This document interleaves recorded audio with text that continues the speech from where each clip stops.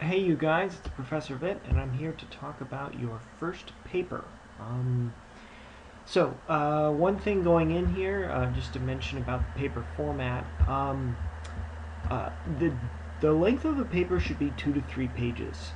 I don't stay up late at night worrying about whether you've written 2 to 3 pages. Some people can write really concisely; they can do it in 2 pages. Some people need 3, 4, maybe 5 pages. It doesn't change the assignment for me materially, the length. Um, so if you can do the paper in 2 pages and change, then you can do that, and that's fine. If it takes you a little bit longer, that's fine too. I can tell you from experience that a page or page and a half is absolutely not enough. And those papers rise and fall on their own merits. And they usually don't do very well at all because there's just too much to do that you really can't do it in a page and a half. Paper must be turned in through Moodle. The due date for the paper is October the 23rd, so you have 2 weeks to work on it because I want it to be a good paper. It's short, but it has to be good. And we'll go into some of the grading rubric here in a moment. You have 2 options to write on. First option, you can write on the mind-body problem. You have to include the solutions of Malebranche and Leibniz at least. Then you can pick another one, whatever one you want. Descartes, behaviorism, whatever you want, whatever's in the book. For each one of these solutions, you have to provide a criticism of the solution. So that paper, it's very important. You have to explain the mind-body problem.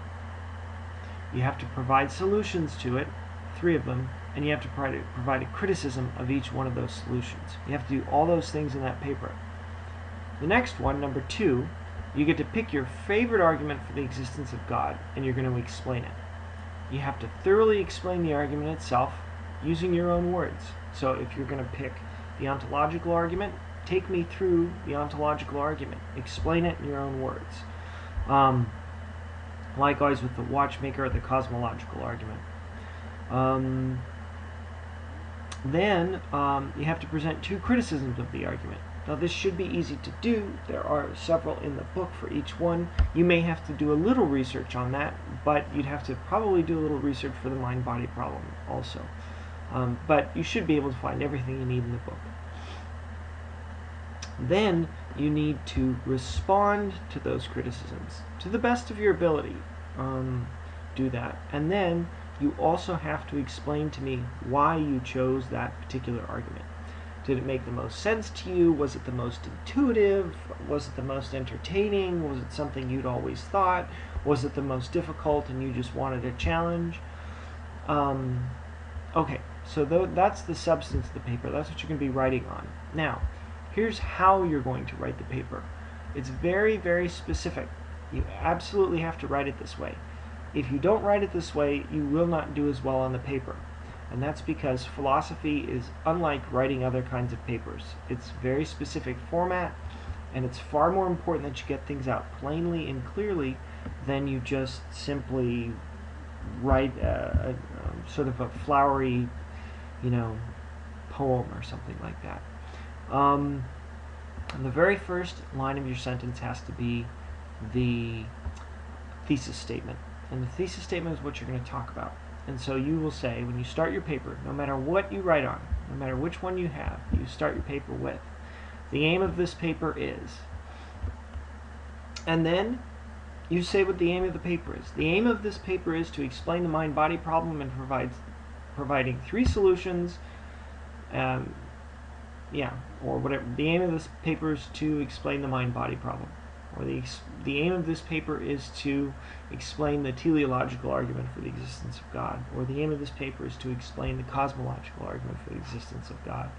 Or the aim of this paper is to explain the cosmological argument for the existence of God. It's your very first sentence.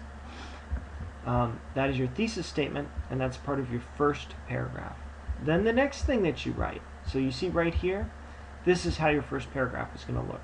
The aim of this paper is to explain da-da-da-da-da-da, whatever it is. Okay, that's your first paragraph. Now, that first sentence is part of your roadmap paragraph. And your roadmap paragraph tells me what you're going to do in what order. So your first sentence in your paper is the thesis statement. Then the second sentence is the first thing that you're going to do. And you tell me this. You say, suppose I gave you an assignment on writing which was better, Mac computers or PC computers, right? So you say, the aim of this paper is to argue that Mac computers are better than PC computers. First, I will argue that Mac computers are easier to use than PC computers, period. Or you might say, first I will explain the teleological argument in my own words. Or first I will explain the cosmological argument and how it works. Or first I will explain the mind-body problem, period. That's your next sentence. Then the next thing that you do is you tell me what you're going to do second. So you say, second, I will, let's see, if you're doing the mind-body problem, you say, second, I will explain Malebranche's solution to the mind-body problem. Or second, I will explain Leibniz's solution to the mind-body problem. Or second, I will explain Descartes' solution to the mind-body problem. Whomever you choose. Or it might be something like, second, I will explain the regression fallacy or the regression criticism of the teleological argument. Whatever it is that you're doing. Then you tell me what you're going to do third. Then you tell me what you do fourth, fifth, etc. This is very important. Your roadmap paragraph organizes your whole paper. If your roadmap paragraph isn't right, the whole paper will go askew. So, figure out the order you want to tell the story in. Usually it's something like this. You explain the mind-body problem, then you explain a solution to it from Malebranche, then you explain a criticism of Malebranche's solution, then you explain Leibniz's solution, then you explain a criticism of Leibniz's solution. When you explain a solution, then the next thing that you do will be a new paragraph. So if you do Malebranche's solution, right? So you say, first I will explain the mind-body problem. Second, I will explain Malebranche's solution to the mind-body problem. Third, I will explain a criticism of Malebranche's solution. Similarly for the argument for the existence of God. Let's say you're doing the teleological argument. I will explain the teleological argument. Second, I will explain the regression criticism of the teleological argument. Third, I will explain the lack of analogy criticism of the teleological argument. Whatever it is, each explanation or criticism gets its own paragraph and it gets its own sentence in the roadmap paragraph. Then, and this is most importantly, after you've done those things, you will lastly conclude your paper. But you need to tell me, fourth, I will conclude my paper, or fifth, I will conclude my paper, or sixth, I will conclude my paper. However many things you have to do, the last thing that you do is conclude your paper, and that's the last thing that you tell me that you do in your roadmap paragraph. Then you go on to the body of the paper. And this is your this is the next paragraph after your roadmap paragraph. You say, let's say your first thing that you're going to do is to explain the mind-body problem. You have your roadmap paragraph, and then you say, first, I will explain the mind-body problem. So that sentence that exists in your roadmap paragraph right here comes down to the next paragraph and becomes your first sentence of that paragraph. Does that make sense? So you're just taking you're doing your roadmap paragraph, then you're taking each sentence, and each one of those sentences then goes into your paper, and those form the topic sentences for each one of your paragraphs. Does that make sense? And then when you conclude your paper, you take your opening roadmap paragraph, you cut and paste it to the end, and you just change the tense. The conclusion just tells me what you've already done and the order you did it in.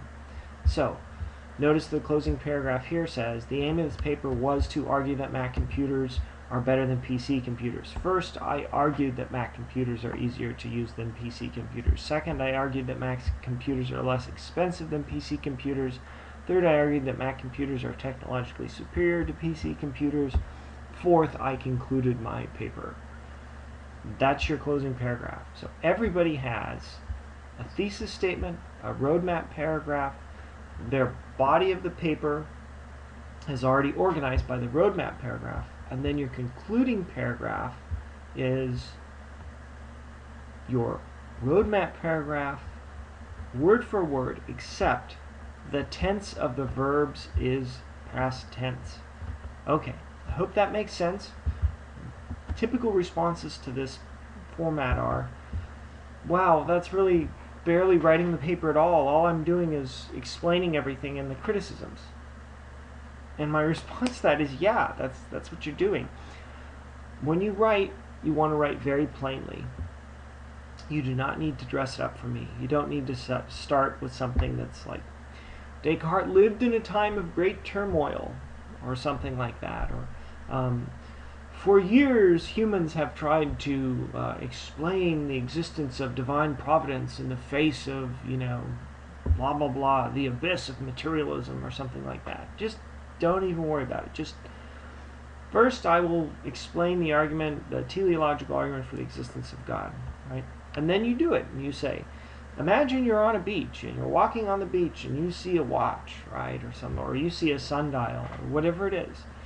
And you would think that this is different from the stuff around it because da-da-da-da-da. Or if you're explaining the mind-body problem, you'd say, the mind-body problem really is a question of interaction. And it asks how a material thing can interact with an immaterial thing. In order to better explain this, try this thought experiment. Close your eyes and imagine your front door, or whatever it is. And I want you to make the paper in your own words, but I want it to be very plain. You don't need to put in fancy words. You don't need to look up the thesaurus. It needs to be as though you're explaining it to someone who's never ever seen it before, and you're just talking to them, right? It needs to be plain spoken. Don't worry about getting fancy. You don't need to. It's hard enough to be profound. It's even more difficult to be profound and clear. And that's your goal, is to be profound and clear. Okay. These documents are there on the Moodle. So let's go on to how I grade the paper. Alright. You'll notice this totally awesome grading rubric. This is what I use whenever I grade your papers. Okay? First off, 35 out of the 100 points goes to organization directly. So, did you organize this properly? Do you have a thesis statement? That's 15 points. Oh, you know what? That's 15 points. There's an error in this point total. Your concluding paragraph is going to be worth only 5 points, excuse me, because these point totals have changed, but don't worry. So this is a 5 right here, but all the rest are correct. So, do you have a thesis statement? Do you have a roadmap paragraph? Do you have transition sentences? In other words, do you have topic sentences that you use to start each one of your subsequent paragraphs?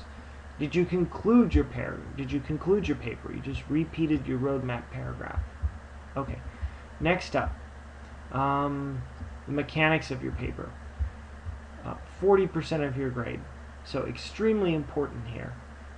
You're given 2 weeks to write this paper. It is not a very long paper. As a result, it should be perfect. This paper shouldn't have any grammatical errors in it. It certainly shouldn't have any typos, and I should be able to read each sentence. Sometimes when punctuation is off, capitalization is off, or you don't have the proper verb tense agreement, or you're using vocabulary incorrectly, then it inhibits understanding. And when that happens, you lose points. So, I can't stress this enough. Make sure that you do spell check. Make sure that you use punctuation properly and capitalization properly. Style. Okay. Number 1, make sure you're clear and focused. You don't need to be talking about texting people, or you don't need to be talking about, in olden days or something like that. Just focus on explaining the concepts, explaining the criticisms, and use plain language to do it. Don't start talking about parallels to anti-disestablishmentarianism and the economic modalities of the South during the Civil War. It's just not going to happen. Also, sentence structure. When you're writing philosophy, why would you write a complex sentence when a simple one will do, right? The cat ate the dog. Boom. Imagine your front door. Boom. Right, period. Something like that. Very plain, very simple. You do not need to be complex. Don't worry about that part. Last, impact points. These are points that get added or subtracted depending upon sort of the rest of the feel of the paper. Is the paper sufficiently rigorous? Is it substantive enough? Is there enough stuff there, or is it all just surface? Have you really talked about the mind-body problem? Have you really presented Malebranche's solution? Have you really criticized it? Are there unsupported ideas? Have you introduced things into the paper that have no merit? They're unsupported and they're controversial. And lastly, mastery of voice. A word to the wise on this. Usually what happens is people will read and this ties into this last point here about plagiarism. People will read the book and then say, that's easy. I'll just write that, or I'll paraphrase what the book writes. I'll take this beautiful sentence that Manuel Velasquez writes, I'll change one or two words, and then that's my sentence. And when they do that, other parts of the paper don't read like that. And you may have a very eloquent sentence, a very nice, concise sentence, and then later on you have just a butchery, right? Someone might have just a very difficult sentence. The consistency and proficiency of language has to kind of move through the paper. Is it you writing the paper, or are you taking sentences from Wikipedia and maybe changing one or two words, so on and so forth? You don't want to get into that problem. It will affect your grade. Now, if you are going to use exact language from somewhere, that's fine, but you have to follow the ICE protocol, right? You identify the language that you've taken. Usually that's with quotes. You cite the source, and then you explain what you've quoted. You cannot start the paper with just a quote, or you cannot explain the mind-body problem with a quote and say, Descartes says this, and then you quote it and you say, and that's the mind-body problem. It doesn't work. You can't say, Velasquez says this, and that's the mind-body problem. If you're going to say, Manuel Velasquez says, and you identify, then you cite, then you need to say, this is the mind-body problem because, and then you explain that quote. Does that make sense? Okay. So, you have a couple of weeks to work on this. I urge you to start writing on it early. I know people don't think that you'll need it, but you will. Okay. I really look forward to reading your guys' submissions. Please, please, please contact me if you have any questions or concerns, and I will talk to you guys all soon. Okay. Go, go, go!